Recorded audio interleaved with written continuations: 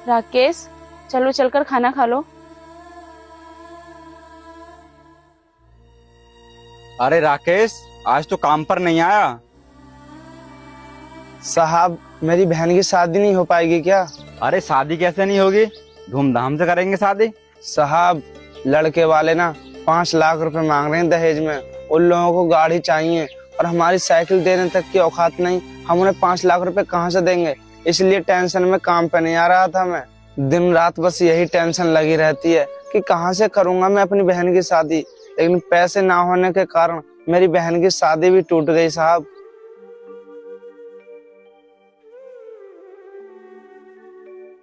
दहेज क्यों मांग रहे हैं लड़कों वालों से? पहले बात नहीं हुई दहेज की? हुई थी साहब, लेकिन पहले तो वो लोग बोल रहे थे कि तुम्हारी बहन बहुत संस्कारी है, बहुत पढ़ी लिखी है, हमको 1 रुपया भी नहीं चाहिए दहेज में। साहब, 5 लाख रुपए मांग रहे हैं। कहाँ से लाऊंगा मैं 5 लाख रुपए? उस लड़के की ना नौकरी फिक्स हो गई है, इसलिए दहेज मांग रहे हैं वो लोग। साहब, कहाँ से लाऊंगा मैं इतने सारे पैसे? दिन रात काम कर कर 1.5 लाख रुपए इकट्ठे किए थे और ये भी सोचा था कि थोड़े घटेंगे बढ़ेंगे तो आपसे ले लेंगे, और वो लोग 5 लाख रुपए भी अनदेखा करेगा, वो जीवन में कभी भी सफल नहीं हो पाएगा, ये मैं वचन देती हूँ। इस वीडियो को लाइक करके फॉलो कीजिए और कमेंट में जय माता दी लिख दीजिए। की डिमांड कर रहे हैं। आप ही बताइए कहाँ से लाऊंगा मैं 5 लाख रुपए? और हम तो हार रहे हैं, हमारे बस का नहीं है। बस इसलिए हमने आपसे बोल दिया कि हमारी बहन की शादी नहीं हो पाएगी क्या? अरे क्या कमियां हमारी बहन में?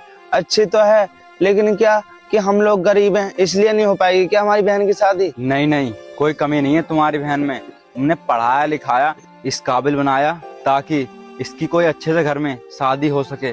पैसे मांगना तो गुनाह है ना, और दहेज देना नहीं चाहिए। और वैसे भी ये सब चीज तो खत्म हो रही हैं, फिर दहेज का क्या मामला है भाई? आप लोगों को तो दहेज के लिए मना कर देना चाहिए था। कैसे मना कर देता साहब? कार्ड वार्ड सब छप चुके हैं, गांव वालों को और रिश्तेदारों को भी पता चल चुका है कि शादी की डेट फिक्स हो गई है, और लड़का भी आकर यहाँ पर सबसे मिलजुल चुका है। और आप ही बताइए ना साहब, शादी नहीं होगी तो बदनामी तो होगी ना हमारी। अब आप ही बताइए साहब कि 5 लाख रुपए कहाँ से आएगा ताकि मैं उस घर में अपनी बहन की शादी कर सकूं और मेरी भी इज्जत बनी रहे। वैसे तो आप दोनों के बीच में हमें कुछ बोलना नहीं चाहिए, लेकिन हम कुछ कहना चाहते हैं। जब भैया ने हमें बताया था कि तुम्हारी शादी फिक्स हो गई है, तो हमने सारे रिश्तेदारों को कॉल करके बता दिया था कि हमारी शादी है, शादी में जरूर आना।